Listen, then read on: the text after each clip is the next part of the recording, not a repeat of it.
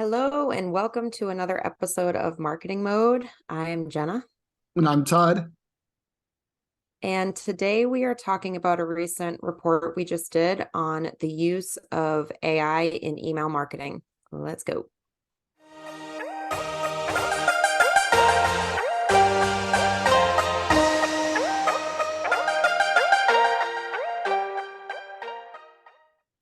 Hey Todd, how you doing today? I'm doing well. It's the hot part of summer here in August, but we do have football starting, which I'm very excited about. And I know you and I have a little bit of different opinions on who the best team is, but you can choose to be wrong, Jenna. Yes, we are Patriots household here, And we and are you're Eagles, right? we're Eagles. Yes, we are. But the cool thing is actually the Patriots and Eagles have their first game of the year together. So we'll see what happens. Oh, all right. I gotta say, since 2019, the year my son was born, I have not paid enough attention to our dear Patriots. Only because I kind of have PTSD because I was in labor for the Super Bowl that year. We won, so that's good. But Yes, yeah, I it would was imagine pretty that would have a brutal. whole different perspective, wouldn't it? Yeah. Now I kind of hear an announcer for football and I'm like, ah. Well, it is nice, with football. It's nice to start thinking. I live in Florida, so we don't necessarily get fall for a long time, Mm. but it's nice. It's nice to start at least thinking about that idea. Yeah, right. Not exactly chilly weather down No, there. not at all. But that's okay. So today we are talking about email and AI. We just did a research report published this month. So we can get right on into it if you're good with that, Todd. No, that sounds great. Email's been around forever, so we do email almost every year. I would actually have to check our records, but I believe we've done an email topic every single year since we've been around with the Send To, and Yeah, it's a big one for us.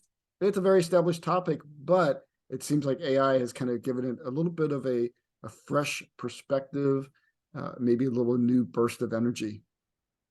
Right, right. I mean, we asked this first question, which we do every report we have, but we ask marketers to rate their success in whatever that topic is.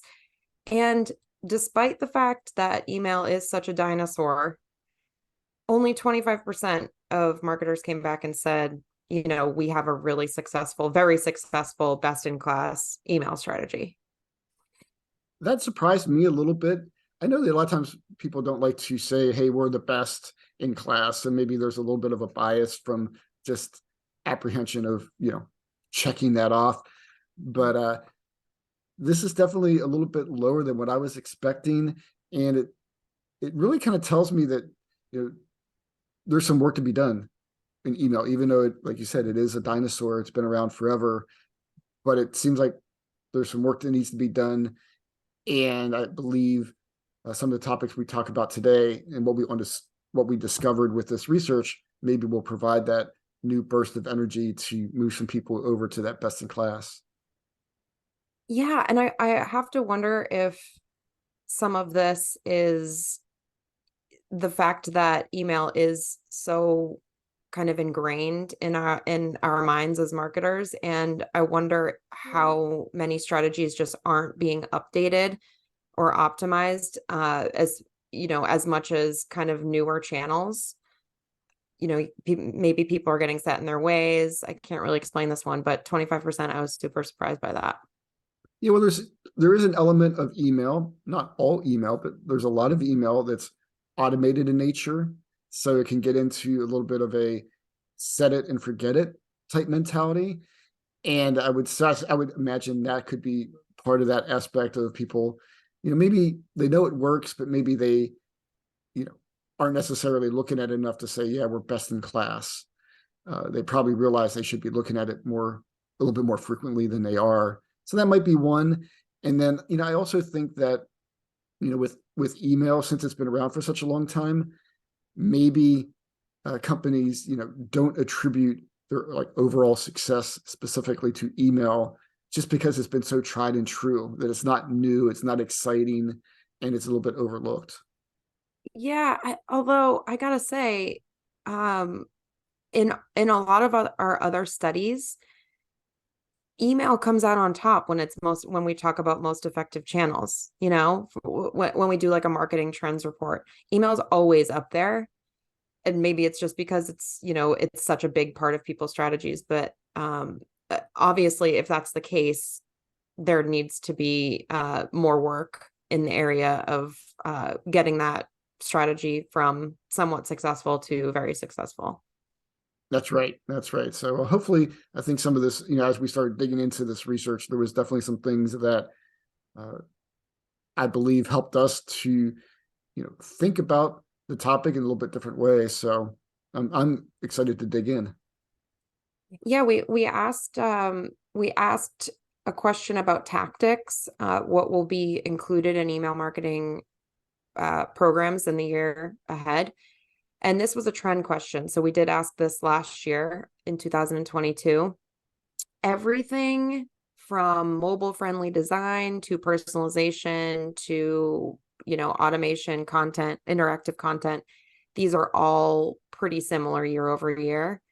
The one thing that stood out to me that jumped significantly was the use of AI, which worked out great for us because we've focused a lot of the survey on AI following this question. Yeah, and that was strategic in nature from the standpoint of, I know earlier in the year we had a research topic that kind of focused on some AI questions, and I know that got also, not only was it interesting data, but it also got a lot of attention from our audience. So it kind of told me that AI, when we started formulating what are we going to focus on this year on email, kind of knowing that and knowing that there was just a lot of buzz around Mhm. AI. And I hate to use that word buzz sometimes that could be a negative, like, there's a lot of chatter about it, but is it really? You're not wrong though. Yeah. But there was a lot of interest in AI. So I think that did help prove our thought that there's things going on in email and AI that we need to explore more. Yeah, it went from 16% last year to 30% this year of marketers who said that they would include this tactic in their email program in the year ahead. So that's a pretty big jump. Yeah, and I think for email marketers, this is really an opportunity to jump in early and dig in and figure out what's working and how it works. And we're right along with you, right? We're trying to figure out how this works. So we're by no means the expert, but to figure out what's going on and how to work, that can be a really big feather in your cap to, which I don't know why we use that term because I haven't worn a cap with a feather ever in my life, let alone recently. But hey, hey, that's It really drives home your point. it really drives home my point. Don't know how we got it, but there we are. So, but it really would be something I think for an email marketer, like now's the time to really, you know, be ahead of the curve and to figure this out now. I don't know. I think it'd be a really powerful thing for somebody. To reinvigorate a kind of a stale strategy. That's right. And I also like the concept of anytime that you can take an established tactic that that works, like email, and then use something that maybe is a little bit more new and progressive. And that's a good place to test because email works. And so now you're taking that new thing and you're just starting to test and see if that new thing works. To me, that's a much smarter play. Mm. I mean, also if it saves any time at all, which we found time and time again that AI can be a huge time saver. Um, Email has so many applications for it. So even if it's content creation seems like kind of a big one, but a subject line testing, like you mentioned, even just like these little things can save so much time in the long run. That's right. And I believe we're just starting to figure out how it can be used. Mm. So I think it's like, why not be a part of that process of one of the people who's doing, doing the testing and getting ahead of your competition. So I think it's a great opportunity. And I think also a lot of I know a lot of people that we work with who work for email providers are now offering AI tools that will be baked into their products. And a lot of stuff, a lot of these products actually already have been using AI for a long time in some form or another, but people may not have known. Maybe it's in the form of automation, which actually brings us to our question on who's actually using AI in email. So we had only 11% that said yes extensively, but another 24% said to some extent they were. So, that's a pretty big number, right? 33% say they have plans to in the future. So I think we'll see major changes in this chart in the coming year. I was thinking the same thing. It'll be a great trend question next year, won't it? Mm, yes. So maybe some of the audience out there will be part of the 11% plus next year. I bet we'll come back and look next year. I bet that will at least double between this year and next year. Totally. Yeah, and if you're in the audience and you are using or are not using AI, we do want to hear from you. So comment, let us know. Right. And I'm excited. We're going to do a follow-up podcast on this same topic. We have one of our partners who's actually going to be looking more specifically at the enterprise data from this research study. And he is an expert in email, very well known in the email space. And so I'm really excited to have him come on and talk very tactically about what marketers are doing. So we will definitely let everybody know when we do that one, but that's going to be a much more deeper dive into the specific tactics that people are doing. Yeah, that's exciting. I'm so intrigued to hear about um, the actual use of and how people are maximizing their email marketing strategy with AI. I mean, the we had a follow-up question for those that said that they were using AI, and it was something like it was 96% said that it had a positive impact on their overall email marketing performance. So, the proof is in the pudding here. Yeah, I thought that was a great data point that it's working, and there's a lot of, like I said before, there's buzz, but I believe there's also just a lot of general excitement about what's going to happen. And it's also going to really rely on strategy, right? So people, I mean, AI is not going to just replace, email marketers, and it's not going to just take over. But I believe one of the powerful things will be it'll allow the email marketer, they're going to have develop the strategy on how to use it. And I believe also it will allow them to, like you said, there's a lot of things that maybe it'll simplify or make much more efficient. And if that happens, then the email marketer can turn around and do maybe some of the other things that they've been wanting to do within email in their email campaigns, and they have the time now. Yeah, absolutely. And actually, to that point, we we wanted to know how marketers felt about that exact thing that you just mentioned, Todd, which was will what's the role that AI is going to play in email in the future? And our options were AI will play a central role in all aspects of email marketing. And then another was AI will have a significant impact, but won't replace human creativity and strategy. Those accounted for the vast majority of responses, but the other two were AI will have limited applications in email marketing, and then I'm not sure. I find this interesting because I am such a strong believer that, or maybe it's just hopes, that AI cannot replace human creativity and that human touch and that personal brand voice. But what are your thoughts there? I agree. And this is the fun part about marketing.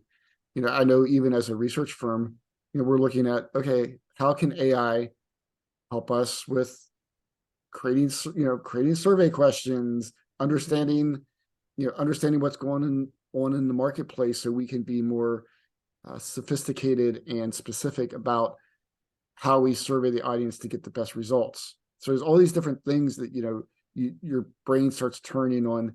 How can I use this to assist what I'm doing?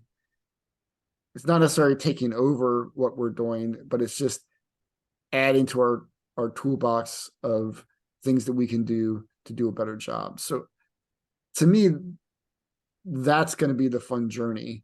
And that's why I'm really encouraging marketers to jump into it now, because if you jump into it now, I believe you're part of that Making it group. work for you. Yeah, that group that's going to also, you know, they're going to get the results, and they're going to be the ones who's like be able to assist in the strategy of how to use AI. And to me, that's going to be very powerful. Yeah, that's very well put. I just love the fact that we can do a topic like email and learn something new. And every year that we've done these surveys, we try to go and we have some trend questions, but we also try to have a different angle for the research. And a lot of times that is predicated on something we learned the previous year or something we learned from other research that we've done. And so we apply that angle and we always learn something. And so that's really a lot of fun. And to me, that's kind of the excitement about what we do.